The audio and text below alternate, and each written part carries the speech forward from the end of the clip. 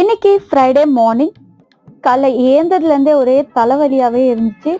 அதனால இன்னைக்கு நான் என்னோட டேவை காஃபில தான் ஸ்டார்ட் பண்ணிட்டேன். காஃபி குடிச்சு முடிச்சுட்டு அதுக்கப்புறம் ரொட்டீன் ஒர்க் ஸ்டார்ட் பண்ணியாச்சு. கொஞ்சம் பொட்டேட்டோஸ் இருந்துச்சு, ஸோ அதை வச்சு கொஞ்சம் பொட்டேட்டோ ஃப்ரை மாதிரி பண்ணலான்ட்டு பொட்டேட்டோவை குட்டி குட்டி பீஸாக கட் பண்ணி மஞ்சத்தூள் மிளகாய்த்தூள் போட்டு கொஞ்சம் எண்ணெய் ஊற்றி அதை நல்லா ஃப்ரை பண்ணி எடுத்துட்டேன். இன்னொரு பக்கம் இன்னைக்கு பிரேக்ஃபாஸ்ட்டுக்கு என்னோட சிஸ்டர் கொஞ்சம் ஹெல்த் மிக்ஸ் மாதிரி ரெடி பண்ணியிருந்தாங்க.